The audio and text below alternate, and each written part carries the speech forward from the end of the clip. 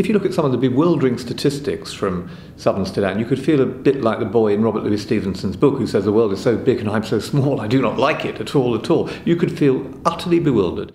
This is such a critical time for Sudan. Sudan has suffered civil war for most of the years since independence. There's now a peace agreement, fragile. There's an opportunity for the South to decide its own future. So it's a very important time to discuss key issues. Clearly there's going to be a crucial moment next year when the comprehensive peace agreement will be tested to its very limits to see whether Khartoum, for instance, is prepared to accept the result of the referendum. Sudan can either move forward in a peaceful and prosperous way and then on to the national referendum next year, or it can regress. But let's assume for a moment that the referendum goes out in favour of independence. Then there will be as many issues that presents in terms of how you create a new nation, what its relations will be with its neighbours, and how you provide security both in the north and the south. That's a very big issue. How you divide the oil dividends, how you involve the international community.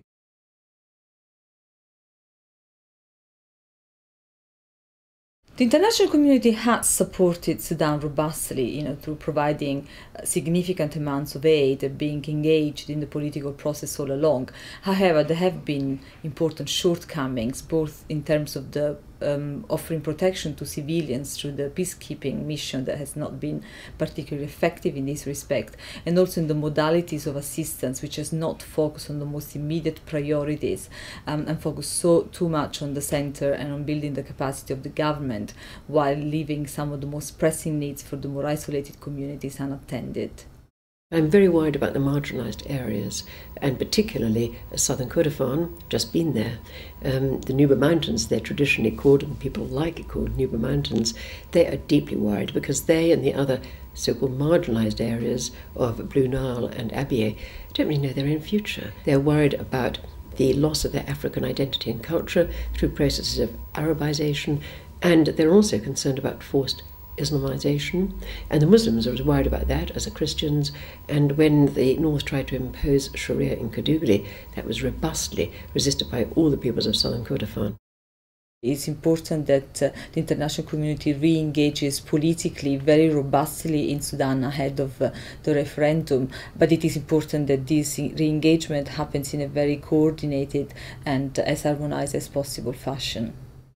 We should also have been doing more about the 2 million southerners who live in the north of the country, mainly in refugee camps and in shanty towns around Khartoum, who will not be able to register to vote in the elections this year or the referendum next year.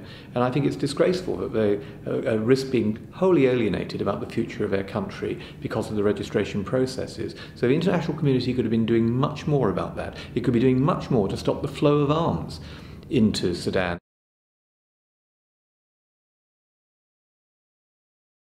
The CPA was possible mainly thanks to the very engaged role that some of the observer countries played, particularly the UK, the US, Norway and Italy. It's that level of engagement that we need today. It's very urgent given the important appointments that Sudan is meeting this year.